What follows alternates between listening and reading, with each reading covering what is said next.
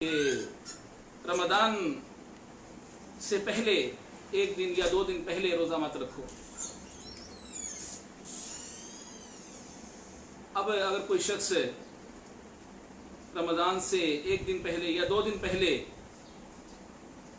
جس دن کے اندر شک پایا جا رہا ہے اس دن روزہ رکھتا ہے تو فقد عصا ابا القاسم، وہ محمد صلی اللہ علیہ وسلم کی نافرمانی کا مرتکب ہوتا ہے۔ آپ دیکھیں فجر کی نماز، اس کی 2 رکعات سنتیں نوافل ہیں۔ اب اگر کوئی شخص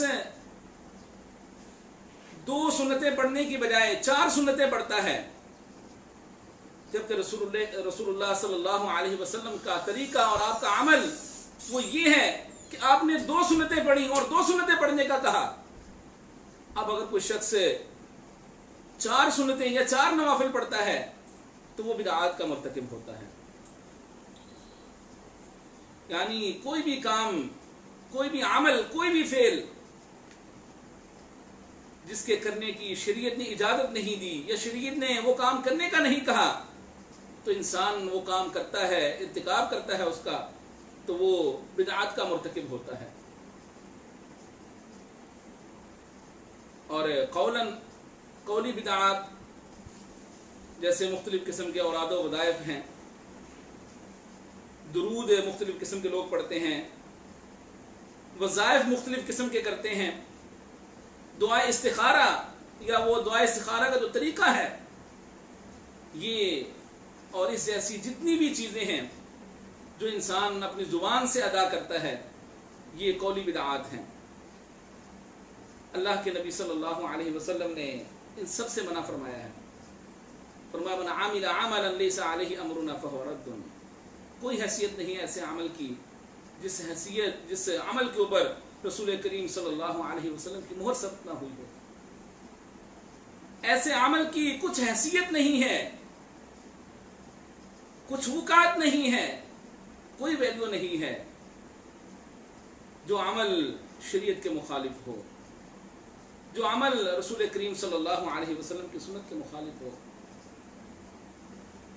اسی طرح واتقوا اللہ، تم سب اللہ سے ڈر جاؤ۔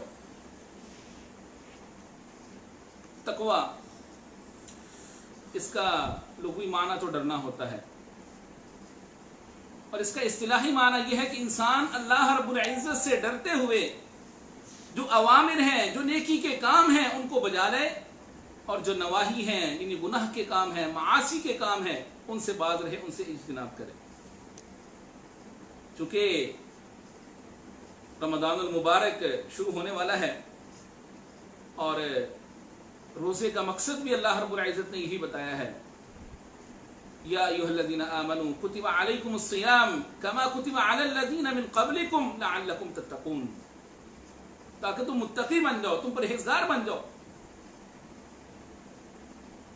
تقوی، اللہ رب العزت کا ڈر، اس کا جو مرکز اور محور ہے وہ انسان کا دل ہے۔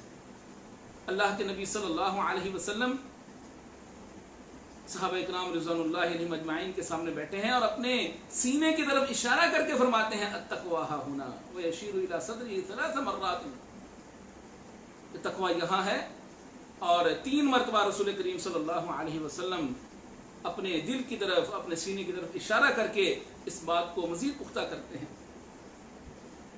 تو اللہ رب العزت کا ڈر جب انسان کے دل میں پیدا ہو جاتا ہے تو انسان نیکیاں بجا لاتا ہے، نیکیوں کے کام کرتا ہے، اور جو نواہی ہیں، جو معاصی ہیں، جو برائی کے کام ہیں ان سے انسان بچتا ہے۔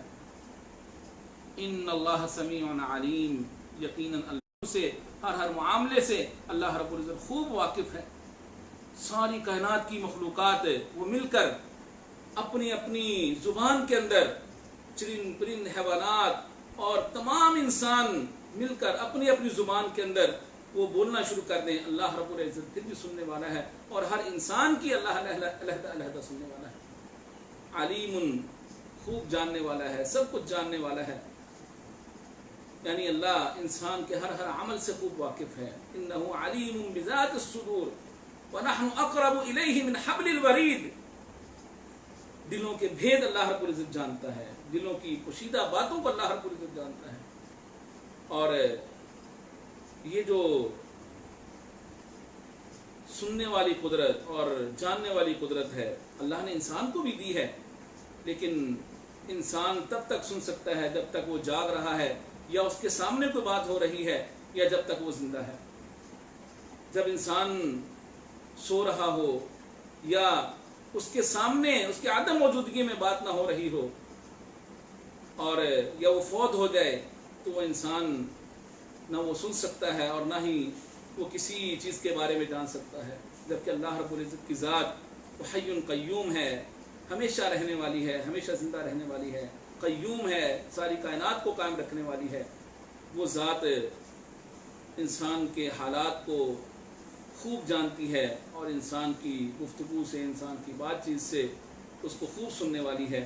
اللہ رب العزت سے دعا ہے کہ اللہ ہمیں سمجھنے کی اور عمل کرنے کی توفیق عطا فرمائے. اقول قولی ھذا استغفر اللہ لی ولکم ولسائر المسلمین واستغفروہ انہ ھو الغفور الرحیم.